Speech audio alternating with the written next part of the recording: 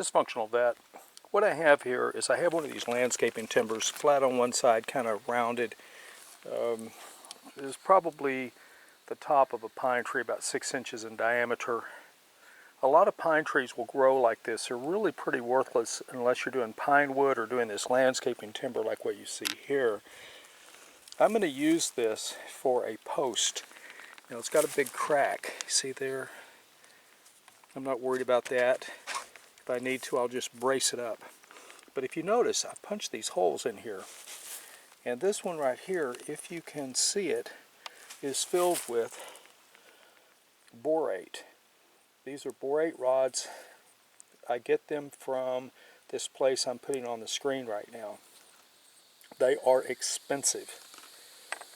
You can also make the liquid borate. When I last priced it, it's been years ago, it was $98 a gallon if I remember.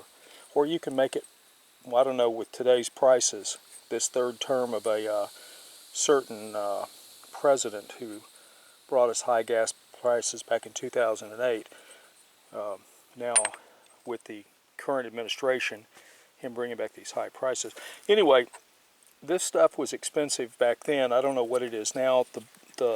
The liquid borate that I'd like to use in there, $98 a gallon, is probably more expensive, but you can make it yourself very inexpensively.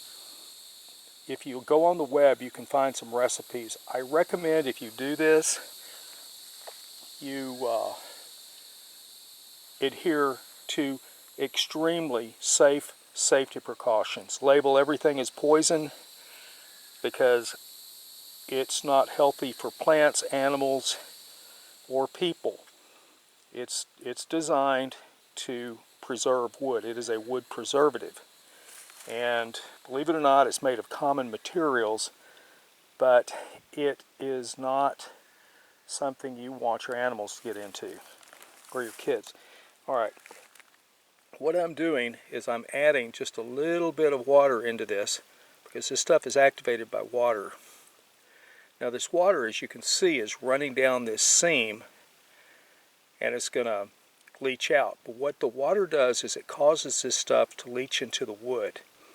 I will continue to add water throughout the day until such time as this will hold water and this wood has swollen shut. That will cause this borate to begin to dissolve and disperse into the wood. Today is Monday, and I'm anticipating that it will be Wednesday before I get this into the ground, because I want this borate to really disperse. I'm going to be adding borate, the stuff that I made, the liquid form of it, into these other holes. This is the commercial stuff. This is just below ground level, and if you're going to get rot, it's going to happen just below, just above ground level. I have another piece of borate right here to be, you got to hammer this in, by the way. Hammer that in, and then I'll be plugging this hole with a 1/2-inch dowel. I will not be preserving the dowel. I'll leave it so that moisture can pass through and the borate that's in there will start working its way into that plug, and it'll preserve both.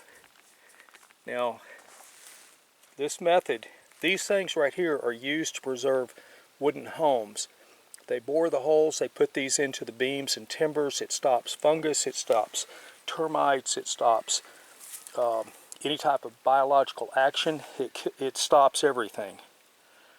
And I want this pole to last, so I'm treating it 1 foot above ground level, and once I have it treated, I'll come back and I will treat the outside of it with cuprinol to help preserve the outside, knowing that the moisture will leach through and activate the borate that I made inside to leach into the wood.